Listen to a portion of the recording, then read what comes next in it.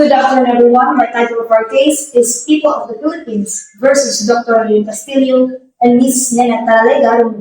This case involved forensic toxicology. So now, let's hear a story on how Silvino Villarino got poisoned due to the negligence of Mrs. Raymond. Silvino Villarino had been suffering from a certain disease, and after taking said medicine, his health was somewhat improved. When the symptoms of the said disease recurred, following the instruction given him by Dr. Season to continue taking said medicine, he copied said prescription and in the morning of February 18, 1944, presented it to the Escudero drugstore in the city of San Pablo, Laguna, and asked Dr. Leon Castillo, the manager of the said drugstore, and a friend of the complainant, whether they could prepare said medicine.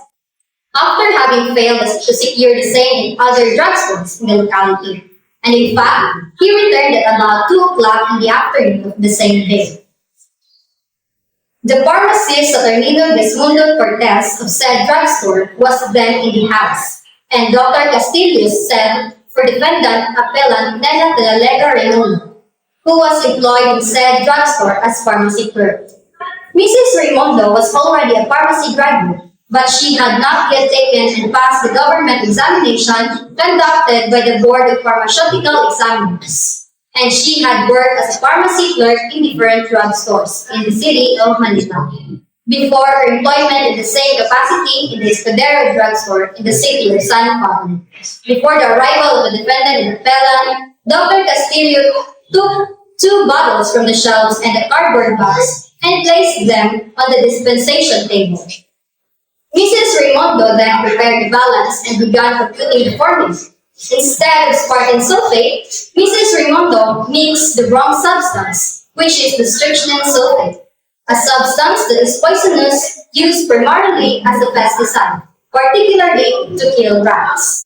The medicine compounded by the defendant and appellant was placed in 5 capsules and was delivered by Dr. Castillo to hearing complainant contained in the cardboard box, for which he paid 1 peso. As previously agreed upon with Dr. Leon Castillo, the manager of the Escudero drugstore, said about 5 o'clock in the afternoon of the same day, February 18, 1941, the complainant took one of the capsules with a glass of water and left his house for a walk.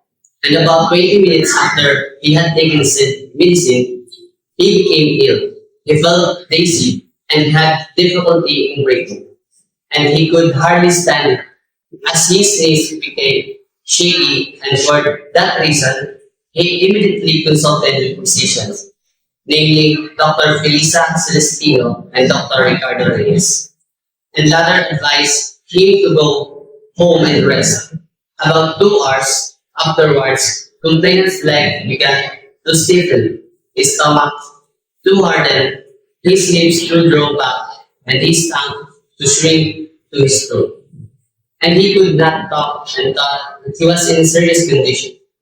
And complainant's family sent for Dr. Ricardo Reyes, who advised complainant's wife to rub his body with hot water, which produced some relief. After he had urinated, and the following day, when Dr. Reyes returned, complainant explained to him all that had happened and showed him the remaining 4 capsules contained in a cardboard box, marked as Exhibit B, on which the prescription had not been written, and Dr. Reyes advised the complainant not to take any more of the said medicine. That, believing that there must have been something wrong with the medicine, which he had purchased from the Escudero drugstore.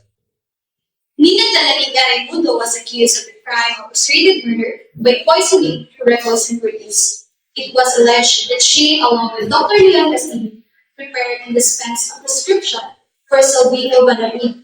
However, instead of using the required Spartan sulfate, they carelessly and imprudently used a toxic dose of strychnine sulfate.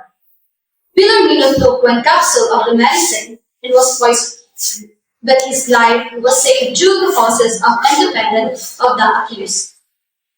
Raimundo was found guilty by the trial court and sentenced to 4 months of arresto mayor, and she appealed to the court of appeals. So the issue of this case is whether the offense of discredited murder by poisoning through reckless prudence can be committed, and whether the prescription was dispensed with reckless imprudence. The Court of Appeals make a minor changes in the decision trial court and found Edmundo guilty of slight physical injuries to reckless imprudence, and she was sentenced to 4 months of arrest. However, her co-accused Dr. Castillo was acquitted because of the reason he was just the one who wrote the prescription and didn't make the said medicine. The court held that the offense of restricted murder by poisoning through reckless imprudence does not exist under the law. However, the court found that Raimundo's act of dispensing the medicine constituted slight physical injuries through reckless imprudence. The court imposed a fine of 200 pesos on Nena Tandiga Raimundo, and Dr. Leon Castillo was acquitted.